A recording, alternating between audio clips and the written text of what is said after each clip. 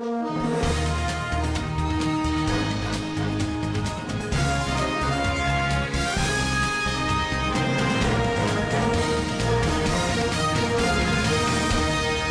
News, informé dans l'éthique.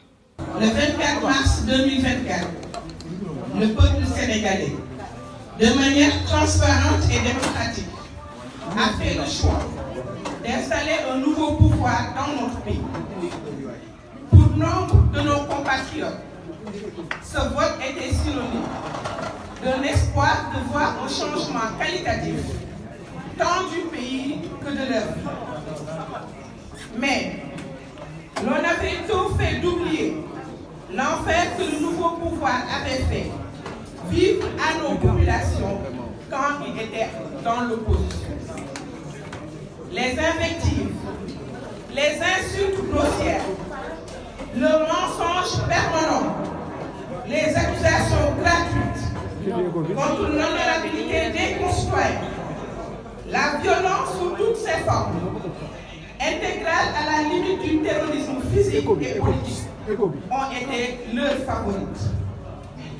C'est vrai que l'euphorie accompagnant la victoire avait poussé de nombreux Sénégalais à verser dans l'amnésie et à accepter quelques écarts dans les comportements, les choix et les décisions. Toutefois, plus de 4 mois après son événement, le nouveau pouvoir affiche son vrai visage. Après les reniements, les revirements et les dérapages en tout genre, il assume ouvertement ce qu'il est, sa profonde identité, un pouvoir dictatorial émergent. Celui-là même qui se complète dans le déni outrancier, dans la volonté d'écraser toutes les institutions de la République, de bâillonner toutes les libertés démocratiques, de mater toutes les formes de rejet ou d'opposition à des sordides décisions. Enfin, dans sa logique de fouler du pied tout l'édifice administratif socle de notre état de droit, mon expérience personnelle récente en est la parfaite illustration. Mesdames, Messieurs les journalistes, parce que je suis une femme politique, engagée, assumant fièrement mon camp politique, celui de l'Alliance pour la République et de la coalition Benno Bokk Yakaar, j'ai été victime de persécutions, de harcèlement, de dénigrement mensonger et d'un acharnement politico-administratif rarement vu au Sénégal. Jugez en vous-même. En effet, tout début au lendemain de ma participation, le 24 juin 2024, à une émission organisée par une radio de la plage renommée l'ANFM sur les 100 jours du nouveau programme. Certainement, les adeptes de la pensée unique, souhaitant une opposition de confort, avaient souffert de mes critiques tranchantes, car dès le lendemain était enclenchée une brutale opération de démolition de ma personne. C'est ainsi, le 24 juin 2024, invité à l'émission RFM Matin, après 90 jours d'exercice de pouvoir par le président Bassirou Diomaye Faye, le 25 juin, le lendemain, je reçois la lettre de la mise en demeure avec le sort confidentiel par mon ministre. Le 26 juin 2024, je dépose la réponse de lettre accompagnée d'une lettre de démission adressée au président de la République. Je veux nommer son Excellence, M. Bassirou Diomaye Faye. Le 7 juin 2024, le lendemain, n'ayant pas reçu de réponse à ma demande de démission, je suis systématiquement retiré du groupe de travail par le secrétaire général. Ce groupe est composé de l'ensemble des directeurs du ministère ainsi que même du ministre et de son cabinet. Le 18 juillet 2024, on nomme mon successeur et on précise poste vacant dans le communiqué même du Conseil des ministres. Le lendemain, 19 juillet 2024, le journal Yor de Serigne Saliou Gueye publie un pré-rapport concernant ma gestion budgétaire entre guillemets.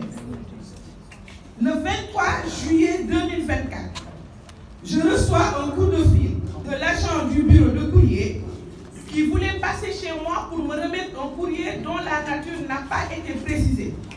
Je lui donne un rendez-vous le lendemain car j'étais en déplacement.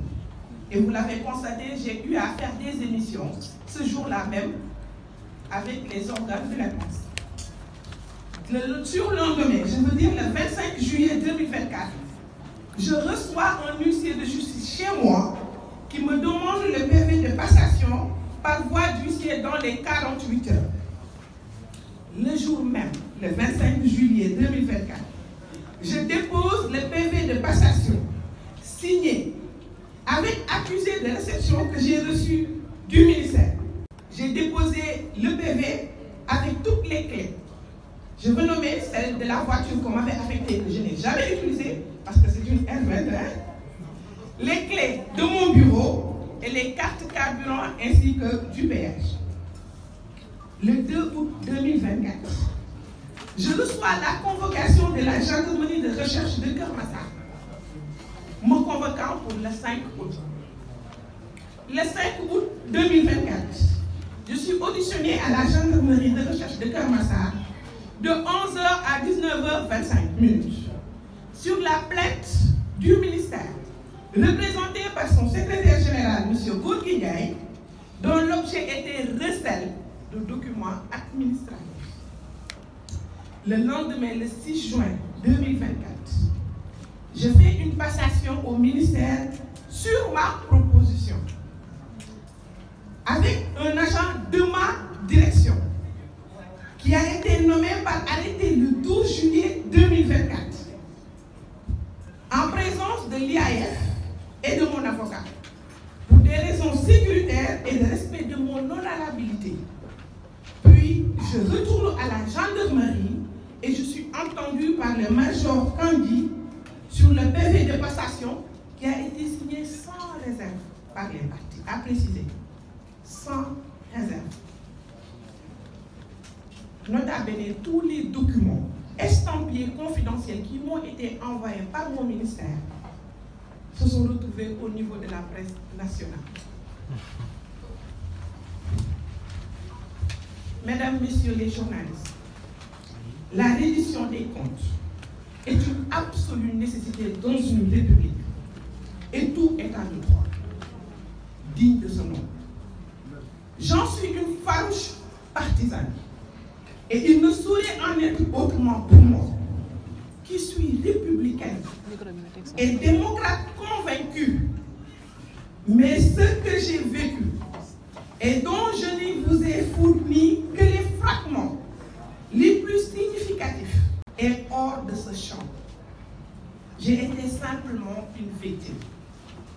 Oui, victime d'un acharnement sauvage visant à m'humilier, à me briser dans ma dimension d'opposante, dans ma dimension de femme et dans ma dimension humaine.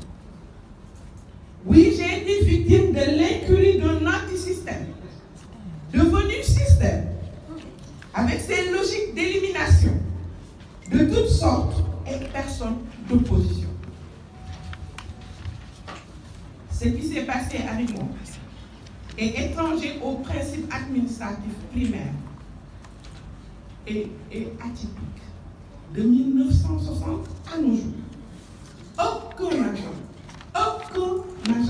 n'a été convoqué pour passation de service, a fortiori un directeur national.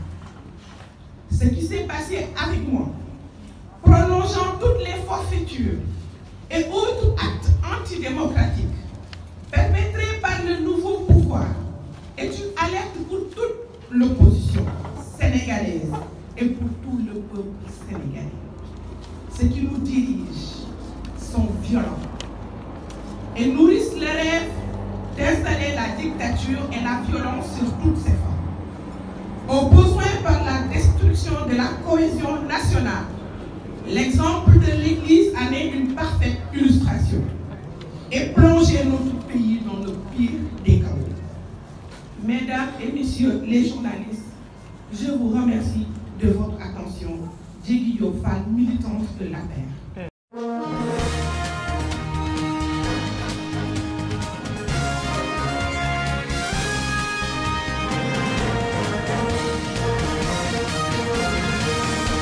CND News, informé dans l'éthique.